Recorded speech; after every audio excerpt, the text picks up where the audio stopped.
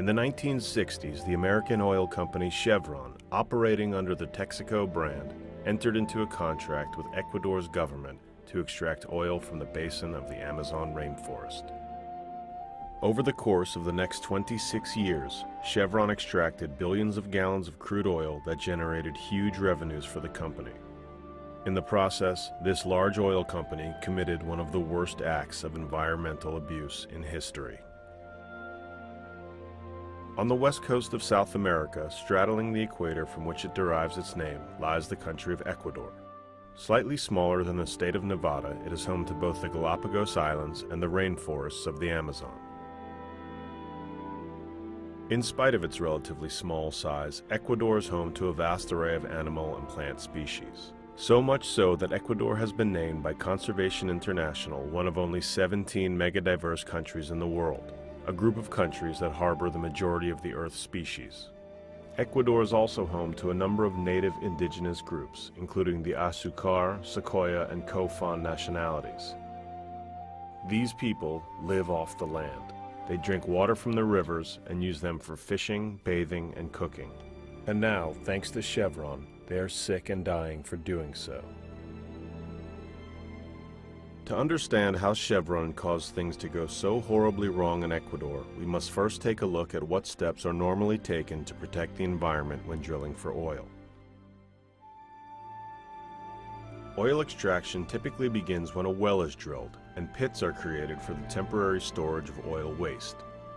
The pits are lined with industrial tarp, which acts as a highly resistant membrane with puncture and tear resistance designed for heavy weight, liquid, and extreme temperatures. The tarp prevents oil waste toxins from seeping into the ground. While extracting crude oil, the drilling muds, toxic oil waste, and chemical lubricants are stored in the lined pits. In the separation station, crude oil is refined, and the remaining toxic water, what in the oil industry is known as produced water, is re-injected into the ground. When the drilling is complete, the oil sludge is disposed of and the pit is refilled, restoring the site to its natural state. This is the process Chevron and other oil companies generally followed when extracting oil in the United States. Much of the industry had used these drilling and waste disposal practices for years before Chevron entered Ecuador. In fact, in 1962, the American Petroleum Institute published a manual describing the proper re-injection of produced water into the ground. The manual stated, among other things, that extreme care must be exercised in the handling and disposal of produced water, and warning of possible seepage into nearby surface water sources or onto lands used for farming and grazing. Texaco itself had even patented a new technique for re-injection which addressed the problem of pollutants seeping into groundwater.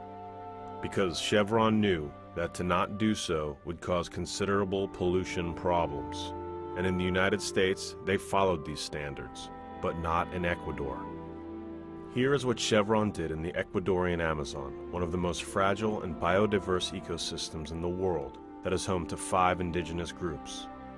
Chevron chose not to re-inject toxic produced water into the ground. Instead, the company installed pipes to drain the toxic wastewater into rivers and streams. And Chevron chose not to line its waste pits the way it had done in the United States, allowing toxins to seep into the soils and contaminate groundwater often relied on by local inhabitants for their drinking water.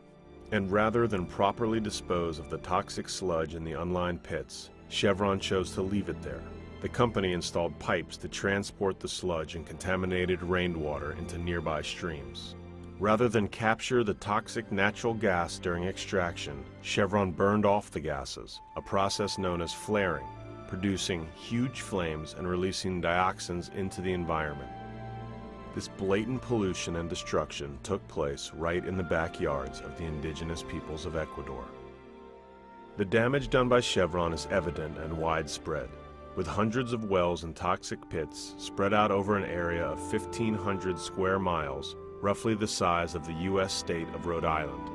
Chevron's own top legal official in Ecuador estimated the company dumped more than 16 billion gallons of toxic waste into the Amazon. Independent studies estimate more than 18 billion gallons of toxic waste were dumped. All of this while the indigenous peoples of Ecuador continued to use rivers and streams for their drinking water, bathing, and fishing, the same rivers and streams into which Chevron dumped its toxic waste. Chevron officials even had the audacity to tell concerned village elders that the oil in the water was full of vitamins and minerals. This couldn't be further from the truth. Petroleum hydrocarbons found in the soils and water in Ecuador are known to cause a vast array of diseases and ailments, including liver damage, nervous system damage, spontaneous miscarriages, cancer, and even death.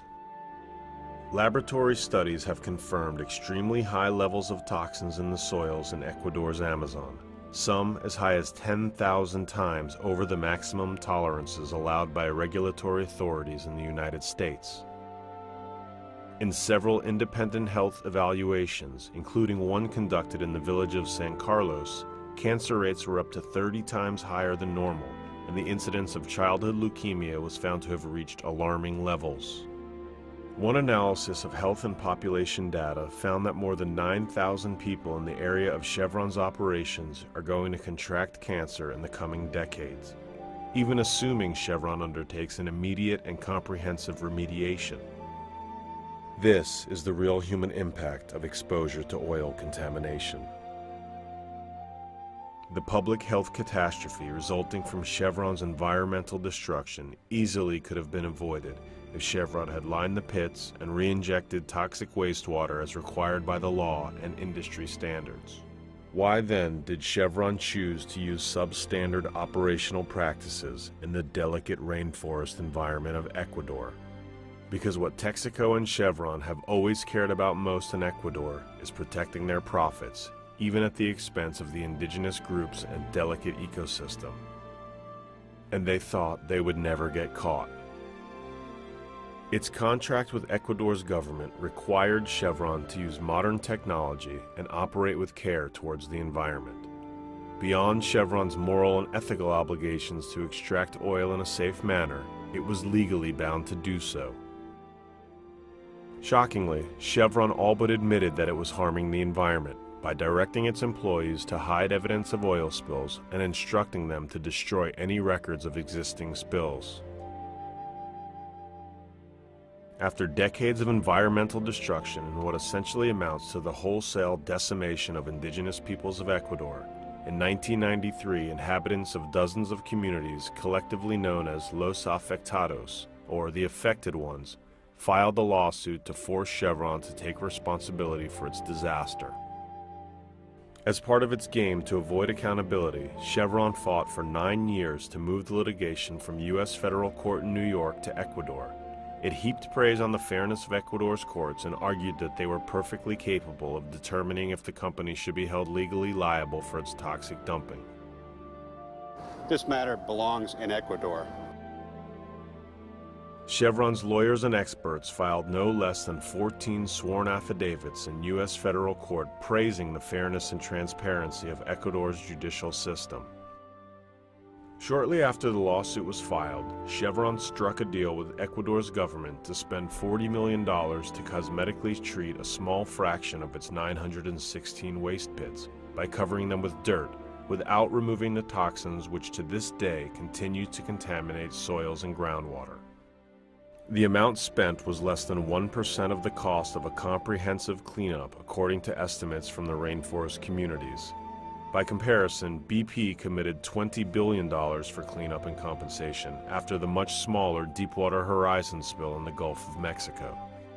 And Chevron's remediation contract with Ecuador's government did not require it to install technology to re-inject the billions of gallons of toxic wastewater that continued to be discharged into the Amazon waterways. All the while, Chevron made promises to Ecuador's government and its people that its so-called remediation was effective. But Chevron's promises simply collapse in the face of the evidence.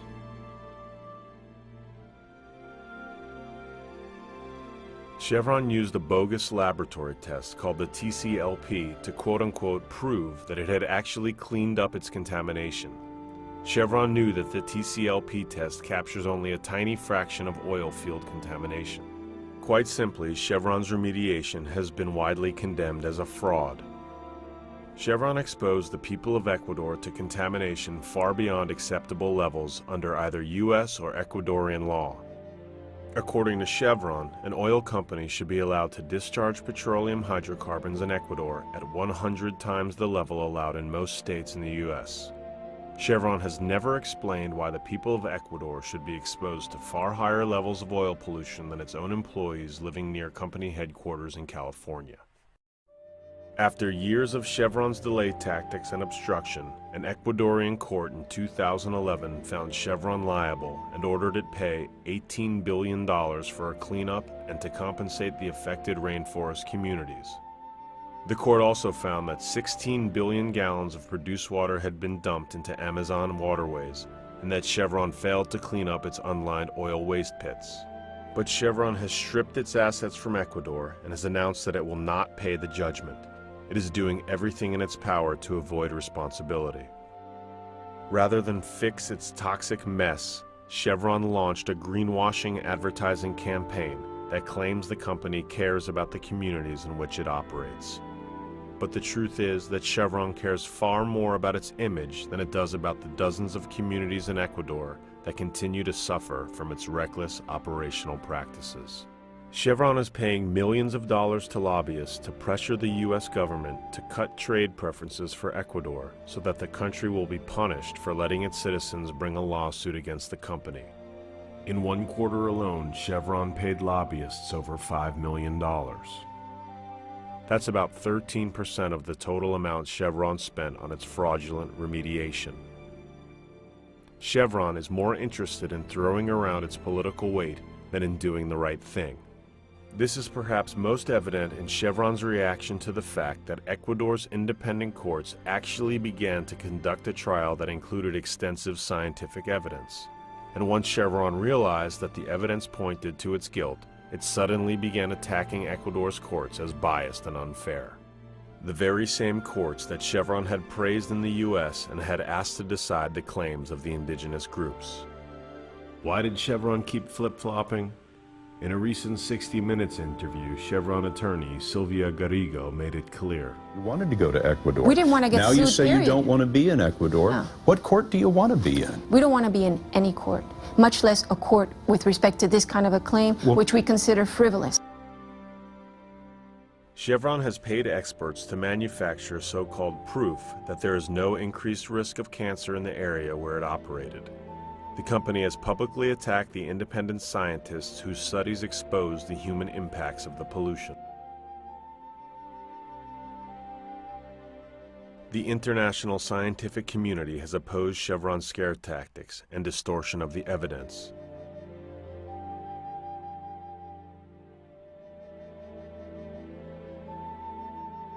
Chevron also used corporate spies such as this man, Diego Borja, to try and bribe an Ecuadorian judge on tape.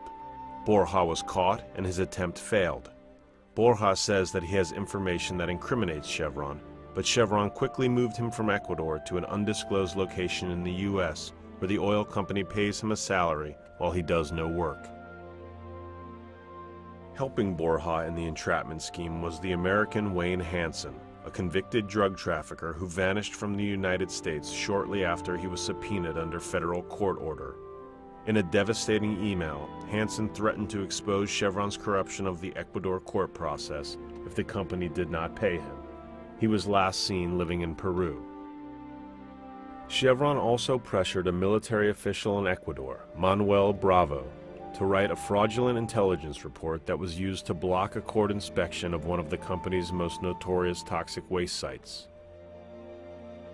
In an effort to enlist the United States government in its campaign to sabotage the case, Chevron has paid numerous lobbyists to exert pressure on Ecuador's president to violate his country's constitution and squash the lawsuit.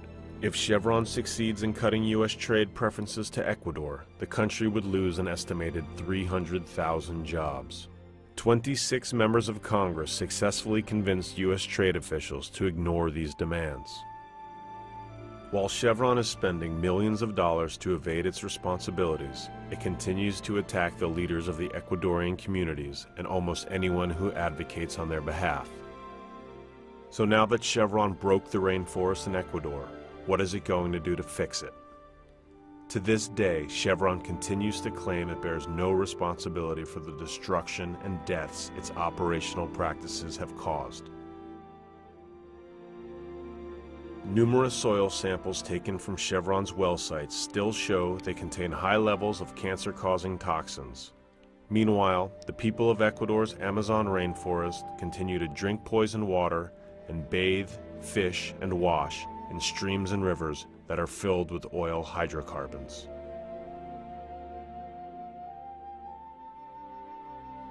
For more information, go to www.chevron.com.